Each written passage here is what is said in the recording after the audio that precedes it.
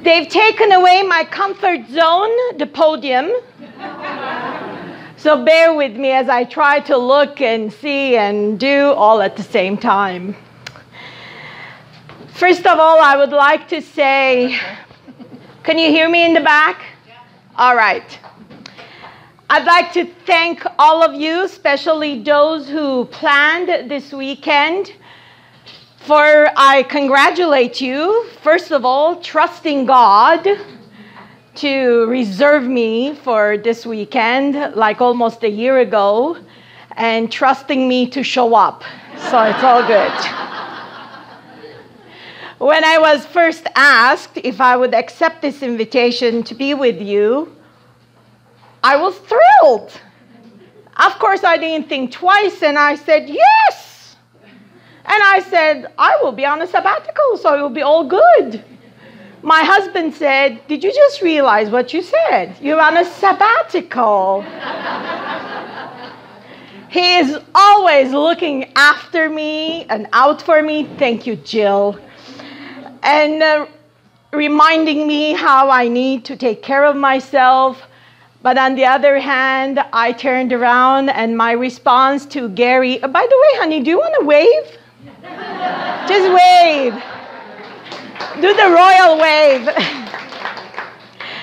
And so I told him, I said, what better way to kickstart a sabbatical journey with a bunch of wonderful women who are seeking God's heart in the midst of their busy schedules.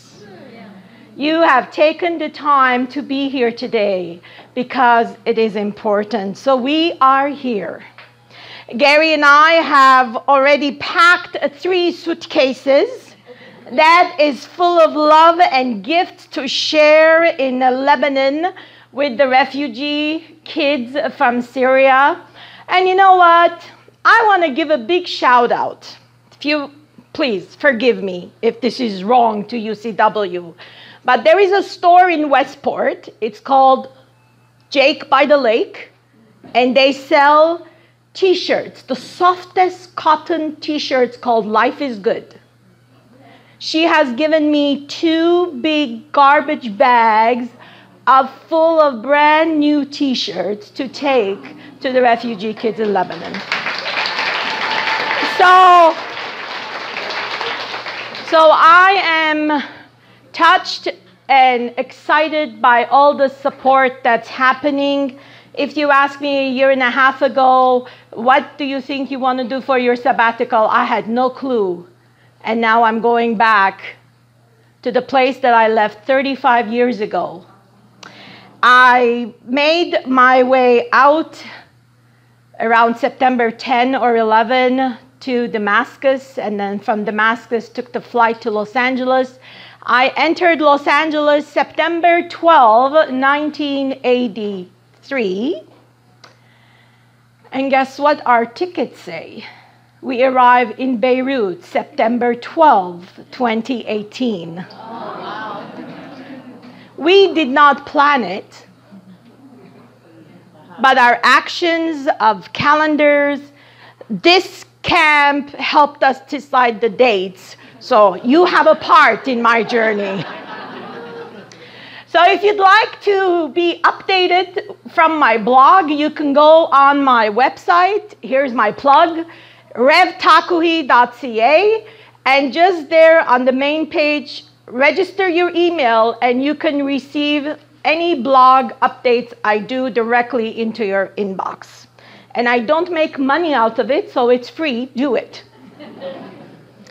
So this is my first Bay of Quinte UCW at Quin Mo-Lac. I was here only 5 years ago, 5.5 years ago, when I first came as a minister joining Bay of Quinte conference from the Montreal-Ottawa conference. And I was here for a 1 day of, what do you call that? Retreat. Well, it was more orientation of new ministers of Bay of Quinte to get to know each other.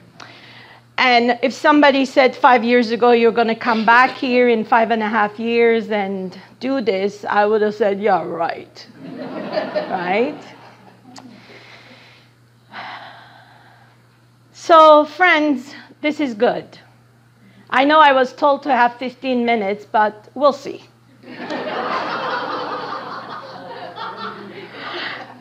By the way, my name Takuhi means queen in Armenian. And I say that with a ton of humbleness.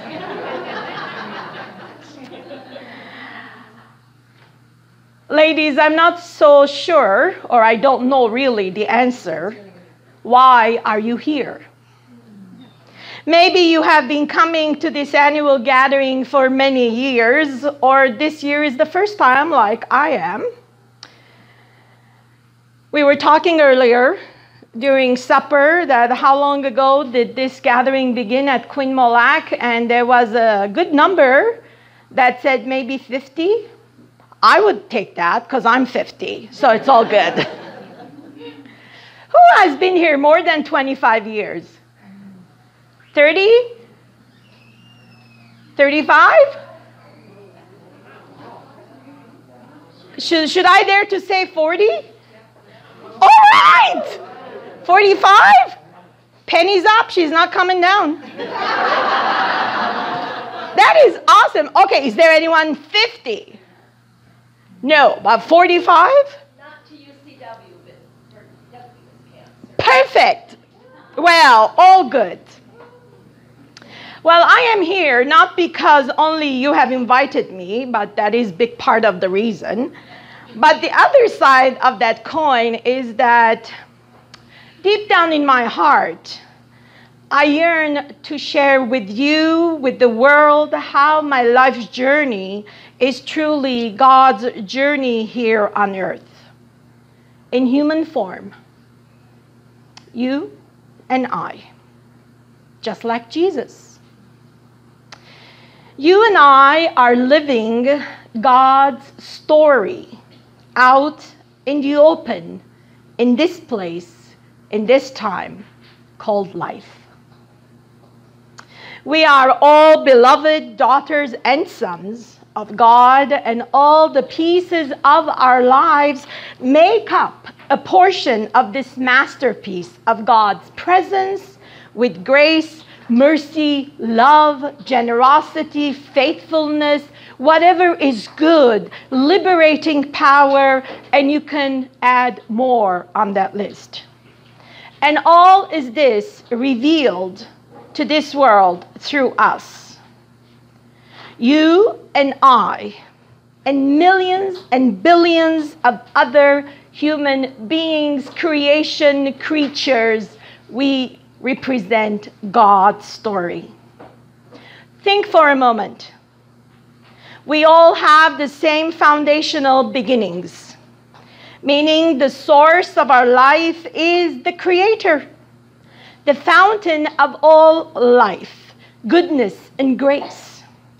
However, we each have arrived to this earth through different port of entry. Do you agree with me? For example, my port of entry was Beirut, Lebanon. My husband's was Montreal, Quebec. My father's was Bursa, Western Armenia in the 1950s, which is modern-day Turkey. My mother's was Beirut, Lebanon, as her family had already left Western Armenia, modern-day Turkey, and made their way to Lebanon. But my father was one of the infant survivors of the Armenian genocide, who made his way with his parents through the rocky roads of the deserts from Turkey to Syria, Damascus, and then made their way to Beirut, Lebanon. And after that, about 60, 70 years after, I made my way out of Beirut the opposite way of how my dad and his family had made it in. So I made my way out of Lebanon through Damascus, Syria, to the US. What was your port of entry? Think about it. I think it is Ralph Waldo Emerson who has said, life is a journey, not a destination. So many individuals think that this life is the be-all and end-all, and forget that this life is temporary.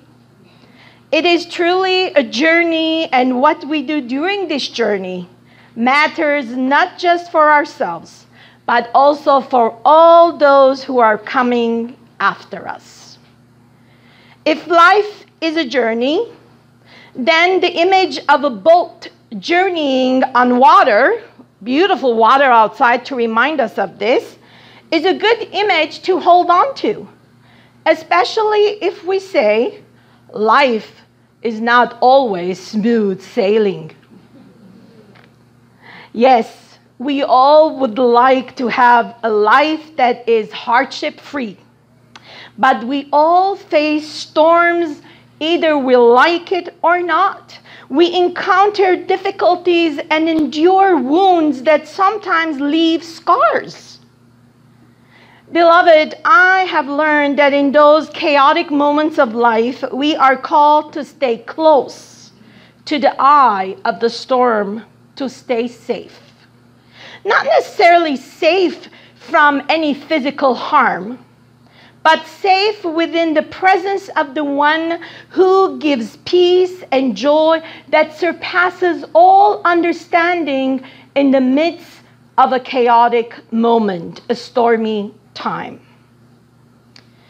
Ladies, there are so many images that can help us see a glimpse of God in this life through each other's journey. There are also many images that can help us understand this life. Not fully, but partly. If someone tells you they have found all the answers of life and God, life and death, you run from them. One of the images that the church uses for centuries is the high seas, which means church as a boat. In Christian theology, the church is considered a boat on a journey with Christ. I refrain saying a ship because the moment we say ship, we are all going to dream about a cruise ship, all-inclusive vacation where we are all chillaxing. I've never been on a cruise ship yet, so maybe one day, I don't know, just to experience it, I must. But in the Christian theology, the boat is the image because whoever is on that boat carries out the duties to take care of what's going on at that moment. There are no inclusive packages on the boat. Next time you go to church, I invite you to pay attention, look up to the ceiling inside the sanctuary.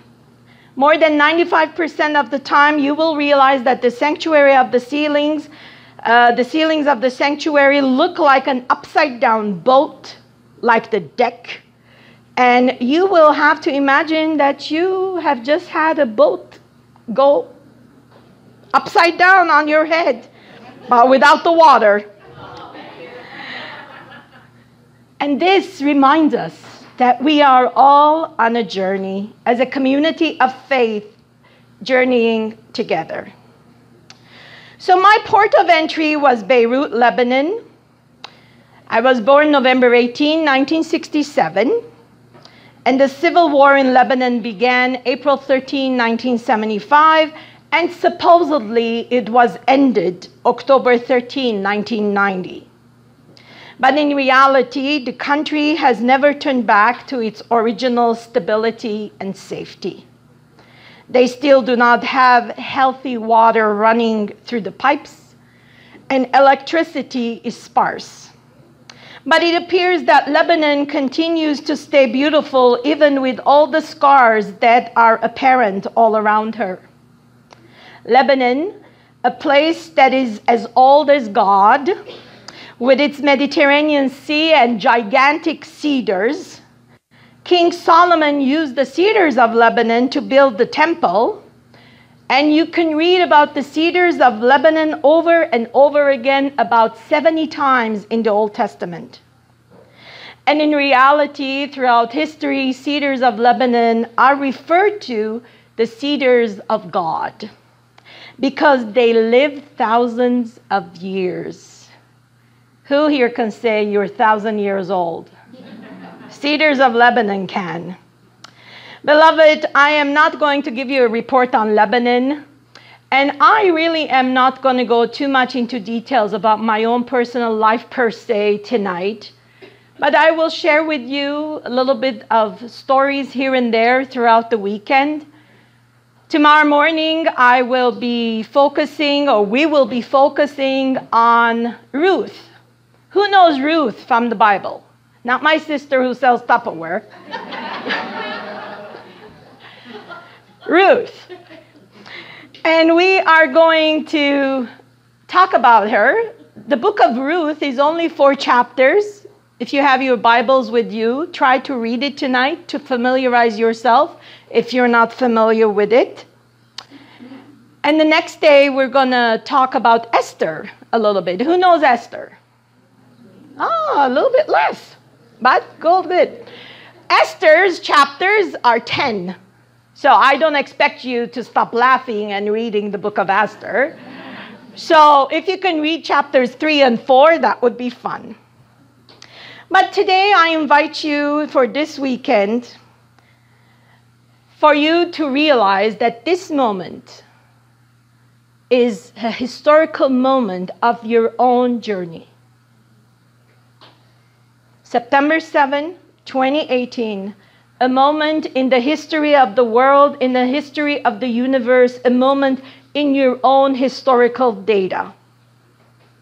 How can we be open to this weekend to bring us, me included, possibilities of fresh perspectives to life's journey? When life throws us surprises, how do we handle them? How can we stay rooted to our beginnings? You know, the very first book of Bible, it's called Genesis. You all know what that means, right? Beginnings. Simple as that. So how can we stay rooted to our beginnings, but yet have the courage to sail into places where new horizons are discovered, not just for us, but also for others who are journeying with us? Third, how can we live out with courage in the mundane of daily tasks? Courage is not having no fear. Courage is doing what is required despite fear being present. How can we live with joy when there is no reason to laugh? But joy is not expressed in laughter alone. Joy is the presence of peace and contentment despite the storms that surround us. Finally, how can we truly journey on by going through doors of new discoveries, not just for ourselves, but also for others who are traveling with us, near or far? Maybe the world says, live and let die, just like the James Bond movie. But deep down inside my heart, I hear Jesus say, live and let live. So this weekend, beloved, I invite you to pay attention to every breath you take. Every time you breathe in, make a mental point to inhale grace and exhale gratitude. Should we try it? Let's inhale together. 1, 2, 3. Inhale grace. Exhale gratitude. Think of how many years you have been walking on this journey called life. Yes, I'm asking you to admit how old you are. And accept this gift. And do not be ashamed of high numbers. In fact, ask someone who has survived cancer and they're in remission, and they will tell you exactly how long ago it started for them, the news that they were cancer-free. Even sometimes to the day, to the minute. Just like an alcoholic in recovery or any other addictions. So I do not understand this mentality that society has embedded in us that getting old is bad.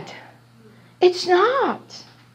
You know, age is sage, is wisdom. Embrace it. Last November, when I turned 50, I shouted from the mountaintops and I celebrated 50 years of grace. So next time your birthday comes around, I invite you to tell your friends, today is my birthday, I'm turning 99, and I'm celebrating 99 years of grace. I don't know, is there 99 here? So maybe my personal story of 50 years, going on 51 in 2 months, it's not really that much. Maybe it goes back to my father's roots, which I really cannot even find because of the genocide.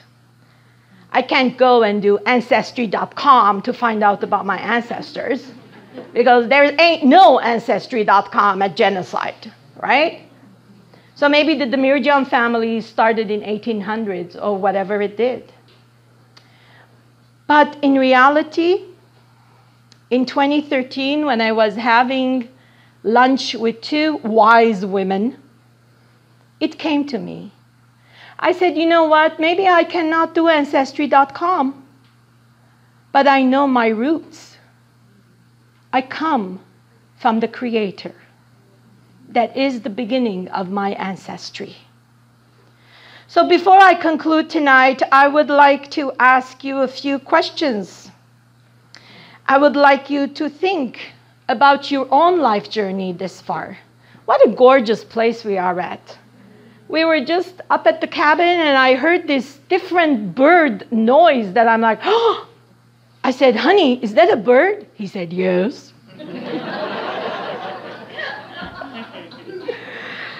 So what I'm asking you is be open. Let's be open this weekend. Open to the stories that we're going to hear. Open to the stories of us. Because we are the story of God. God never shows up in the stories of Ruth and Esther. Like he showed up to Abram and Sarah and Moses and the burning bush in different forms. But still, these 2 stories that we're going to focus on are God's stories. Barbara's story is God's story. Norma's story is God's story. Your daughter Renee's story is God's story. We are all God's story. So never, never be afraid to show up. Show up with your gray hair. Show up with your sage. Do not be afraid. Beloved, life is good since the first day of creation. God has been saying it is good. Let's do it again. God has been saying it is good. Every single time God created something new, God said it is good. God created light out of darkness, harmony out of chaos. Tell the president of our neighbor what they can bring out of darkness, right? That was not in my notes.